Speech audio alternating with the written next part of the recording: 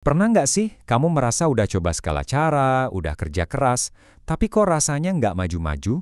Kalau pernah, tenang, kamu nggak sendirian kok. Kalimat ini kayaknya deket banget ya sama perasaan banyak orang.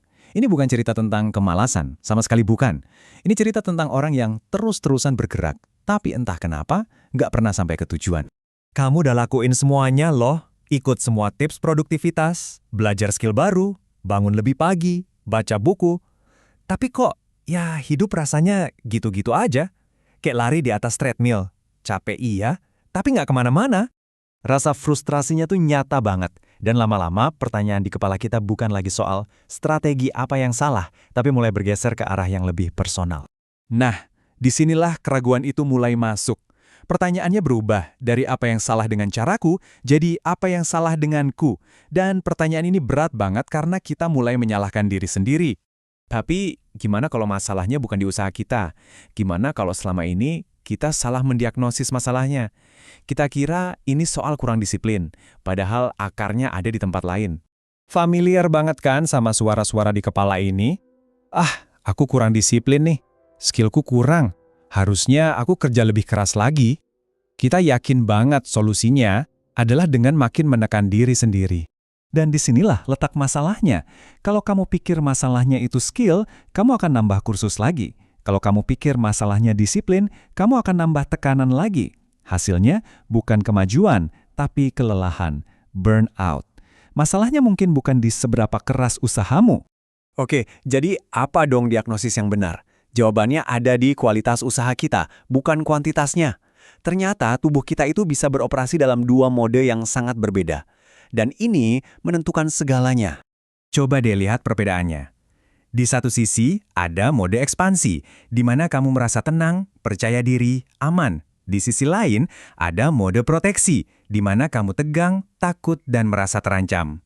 Dari luar, tindakannya bisa sama persis, sama-sama kirim lamaran kerja.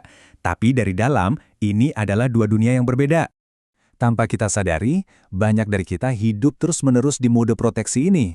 Ancamannya bukan dikejar harimau ya, tapi ancaman-ancaman kecil sehari-hari, takut dijudge orang, takut gagal, takut ditolak. Bagi tubuh kita, itu semua adalah bahaya. Sekarang, ayo kita bedah sedikit.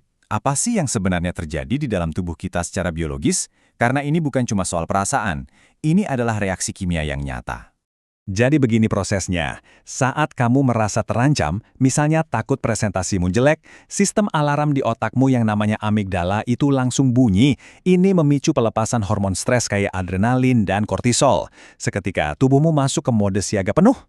Nah, masalahnya adalah, kalau mode siaga ini aktif setiap hari, efeknya merusak banget. Kortisol yang tinggi terus-menerus itu bikin fokus anjlok, kreativitas tumpul, tidur berantakan, dan yang paling parah, motivasi jadi hilang entah kemana. Jadi kamu bukan malas, kamu mungkin lagi kelemahan secara sistemik. Kalimat ini mengubah segalanya kan? Masalahnya bukan tentang kemampuanmu, tapi tentang rasa aman. Sistem saraf di tubuhmu nggak akan pernah membiarkanmu tumbuh dan berkembang kalau dia merasa terus-menerus dalam bahaya.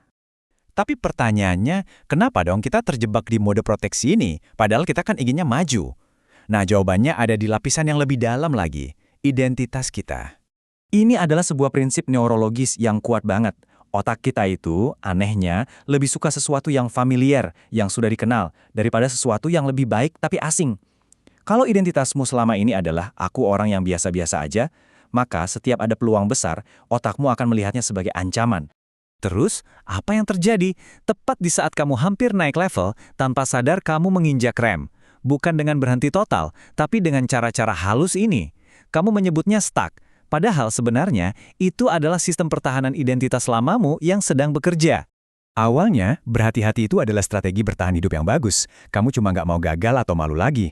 Tapi ketika kehati-hatian ini jadi mode utamamu setiap saat, dia berubah dari yang tadinya perisai, malah jadi penjara yang mengurung pertumbuhanmu.